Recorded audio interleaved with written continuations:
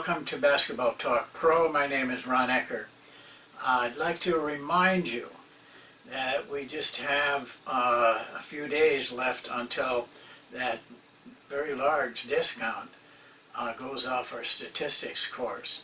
Some people have taken advantage of it, but I think more of you should. I really feel you're missing the boat. The people that are doing the work are going to get the rewards, and you need to be one of them, whoever you are. It doesn't take long. You can do it while your season is on. A lot of people do. So go ahead and email me if you're interested. I'll get you the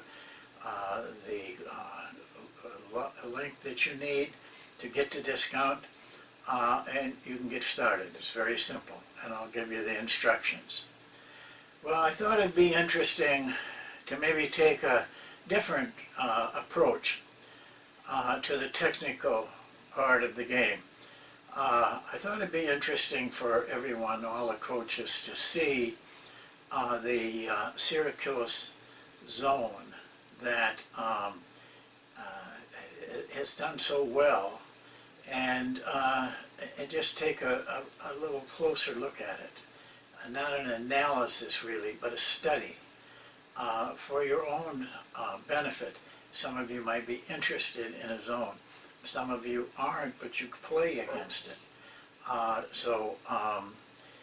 think it'll be a good video for you. Now, I want to just point out, I talk quite a bit in the film part of it. I want to just go over some what I think are important points. First of all, watch how Syracuse gets back into the zone. I'll talk about that in the film, but it's really kind of amazing how they're able to do it, and how they adjust so quickly to get back to a set position when they've been scrambled. They don't get scrambled much, but once in a while going for a steal, a shot contest, a screen gets set on them. Every once in a while they get into a little bit what you call scramble, but they get right back out of it. It's a sign of really good coaching. And players also, if you notice, play their zone real well. They don't get out of that zone. They don't get lured out. They play it very well, and they contest shots. Now they can contest shots in a zone pretty aggressively because they've got support if they can go under or get driven. So they're very aggressive on contesting their shots, and that pays off for them because teams shoot very poorly against them. Now there's 5 segments. Most of them are early in the game. The game is with Indiana in the NCAA tournament, and Indiana had a very good team and some very good shooters. And that's the other thing about Syracuse. When they play teams and they got great shooters, they don't play any different. They're very confident of what they're doing, and they play the same way they always play. But they still are able to get out and cover those guys and contest their shots. But even though we did it mostly in the early part of the game, we got some good looks. There's 5 of them. That's about all the time we could take. So it's not like watching the whole game. But you'll see a good representation of the zone. Now, I just want to make a point clear. I'm not selling a zone or the zone. What I am selling, though, not selling, what I'm trying to convince you of and get you enthusiastic about is how Syracuse has built this system around that zone. They have a real system. It isn't only the zone, it's in everything they do. Everything relates to what they want to accomplish. And I think this is more important for you to learn than the actual zone itself. Well, you have 5 segments, and this is against Indiana in the NCAA tournament, a very high pressure game. So I hope you enjoy, and we'll see you at the end.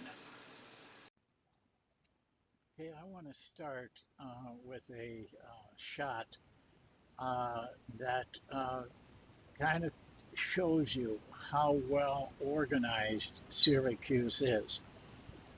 They shoot and miss, and Indiana's going to, who they're playing Indiana, by the way, in the NCAA tournament. Indiana gets the rebound, and Indiana pushes the ball pretty hard. But watch how Syracuse floats into their set defense, the 2-1-2. And what is interesting is how they immediately are settled. They're not scrambling. And Indiana moves the ball, but they can't get them out of their organization. So let's take a look at it. See how they're coming back? But watch this. They're set. Now, no matter, Indiana cannot get them to scramble. So, they end up, Indiana makes a nice pickup of the ball and gets it back to them. But even then, they're pretty settled. They know how to play their zone and get into that situation very quickly. And so right now, they're back, pretty set. They really work hard. They move. They're aggressive with their hands. They don't get out of position. Like, you can't lure them out of the spot they want to be in. And they get good contests. So that ends up being, I don't think they allowed that basket.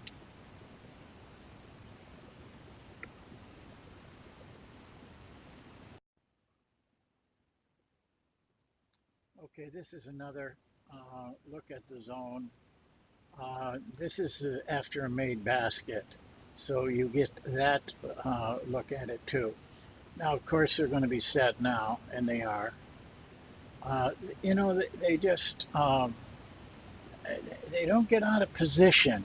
They're not afraid to let the people have the ball out in front. Uh, they just stay right in there. By the way, they contest shots very well from this zone, and that makes them difficult. And it's easier to contest shots when you're in a zone defense. Okay, now this move right here is, this is a real tough part of the 2-1-2 zone. Who takes this guy, you know? And who then is going to take this guy? They make the adjustment about as well as I've ever seen. And consistently through the game, you'll see this same kind of adjustment to that offensive set.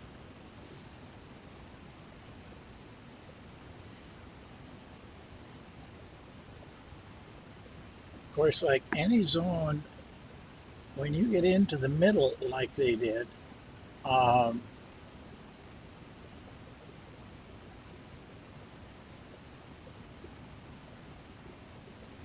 when you get into the middle like they did, you put some pressure on them. Syracuse is very good though. When you come down into that lane, they're pretty long, and they do a good job of contesting shots. Okay, let's take another look at the zone against Indiana. By the way, Indiana has, this year had a very good team, and so this was not an easy game for Syracuse. There's that move again. Now you just look at their players; they're aggressive. but they're very comfortable in their zone positions. Uh, they know when to play tight, when to play a little bit looser, because playing loose is important in the zone to give you strength in the middle. I'm not sure, when no one will ever know why Bam uh, got so intrigued with this zone. It's a very standard zone. But whatever, the important part here is that he made a system out of the zone. He committed to it. And because of that, he plays it every minute of every game. These players get very, very good.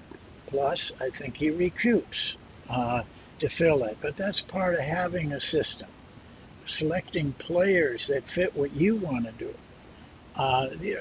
His players are long and they block shots. They're athletic, and he allows that. He can allow a lot of athleticism in this type of a zone.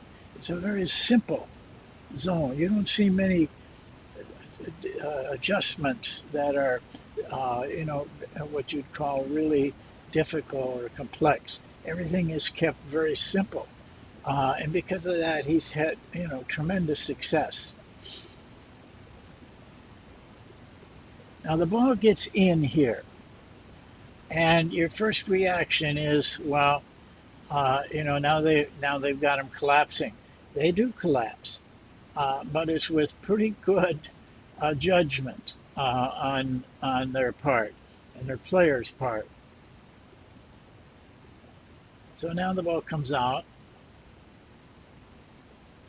a little screen there, but adjustments are made. But watch this, you know, because they're loose, because they're floating and watching, this kind of thing happens.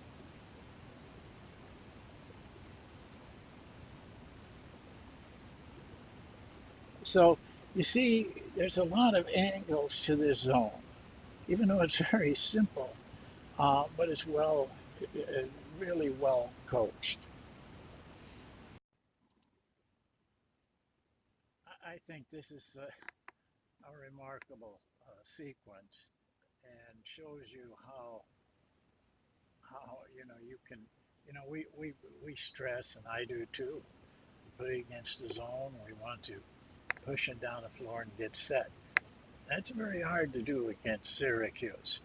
I think you're going to end up playing half court most of the time. You're not going to get many open breaks.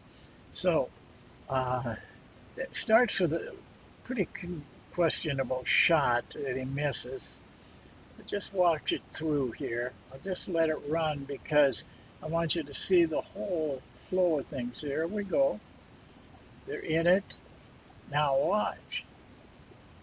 Little trap, and they're right back in it. They're settled. They're ready to play. And there comes another steal, which you get a lot of if you're alert like these guys are with their hands. But I thought the recovery with the speed that Indiana advanced the ball was really a thing of beauty. And we can't go through the whole game, but you can see where how this thing has been built through the years and staying with it. It's what I call, having a system. You don't leave things, and you get your players that fit that system if you can. And through the years, then your players get to be just expert at what they're doing. Uh, Now here's another shot. This is after a made basket. Indiana, uh, and I thought it took them out of their game a little bit, or played right into Syracuse. Really tried to speed the ball down uh, to no avail. Um, and I thought they made errors because of it in judgment and in shots and in turnovers. Syracuse here is pretty typical of how they play. Uh, they get back. They're trying to push against them to get them before they get set. But it kind of leads to their mistakes because these guys are good at getting set.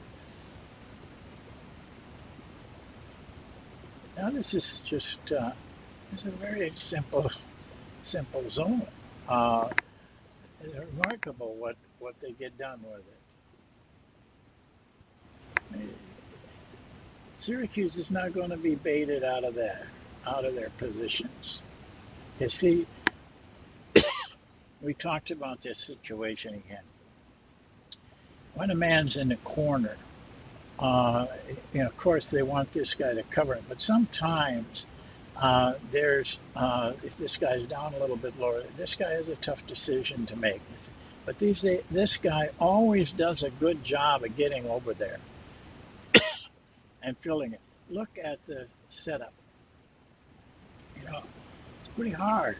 Uh, there's some holes in there, gaps, but it's always filled with somebody between the ball and the basket, like the rover defense that we use.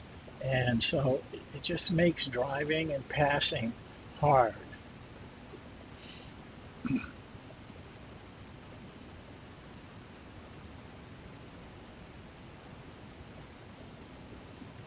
Yeah, and that's pretty good man-to-man defense. They really recover and contest shots. So you see, they've taken a very traditional, simple zone, built a nice system around it, have players that fit it and play it well, uh, and almost any situation that Indiana or any team throws at them, they've seen before. Maybe it'll be a little new for a minute or two, but their adjustments are pretty set. But they have kept it very simple, and they've worked hard at playing it every game until their players are very comfortable with it. I can't urge you enough. I don't know why Bayham fell in love with this, but you have to fall in love with something and then stay with it and build a system around it, and let your players learn how to play, whether it's a defense or an offense. Don't keep changing around. And don't get discouraged if you have a bad game or a couple bad games because of what you're doing. The idea is to build confidence and to build instinctiveness in your players. And you can only do that like Syracuse has done it and done it very well.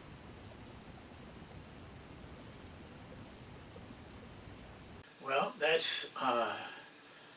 I felt very good about what you could see on that film, and just enough to see how a zone can be built from a very simple base. And almost anything in basketball can be done that way. Uh, the complications make it difficult for players to play free and independent when they're like Syracuse is in a very simple defense that they get very good at. They have freedom. Uh, they have some chance to be instinctive and show their instinctiveness and play instinctively. I thought it was a good shot. I thought this was good. We may do some more of this because I liked that you could see maybe a little more in depth, where you can stop the film and everything and take a look at it. Well, that's it for today. And as usual, I'm very happy you're listening. I'm very happy you're a part of Basketball Talk Pro. It means a lot. I'll see you next time.